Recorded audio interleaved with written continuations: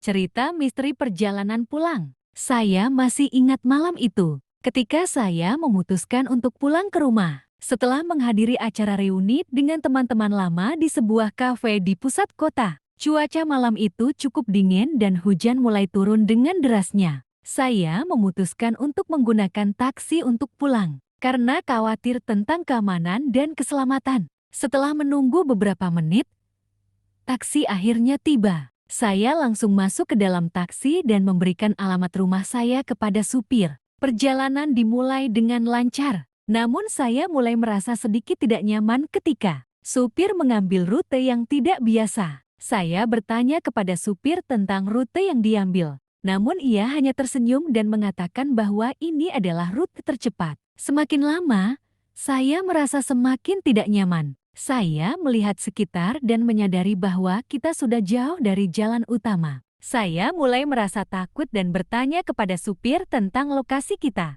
Namun, supir tidak menjawab dan terus mengemudi dengan kecepatan yang cukup tinggi. Tiba-tiba, taksi berhenti di depan sebuah bangunan tua yang terlihat tidak terawat. Supir mematikan mesin dan menoleh ke arah saya dengan senyum yang aneh. Saya merasa sangat takut dan mencoba untuk membuka pintu. Namun pintu tidak bisa dibuka. Di mana kita? Saya bertanya dengan suara yang gemetar. Supir tidak menjawab, namun malah membuka pintu dan meminta saya untuk turun. Saya ragu-ragu, namun saya tidak memiliki pilihan lain. Saya turun dari taksi dan melihat sekitar. Bangunan tua itu terlihat seperti tidak berpenghuni, namun ada cahaya yang samar-samar terlihat dari dalam. Saya berjalan menuju cahaya itu. Dan ketika saya masuk ke dalam bangunan, saya melihat bahwa itu adalah sebuah ruangan yang penuh dengan foto-foto lama. Saya melihat foto-foto itu dan menyadari bahwa itu adalah foto-foto saya sendiri, diambil pada berbagai kesempatan di masa lalu.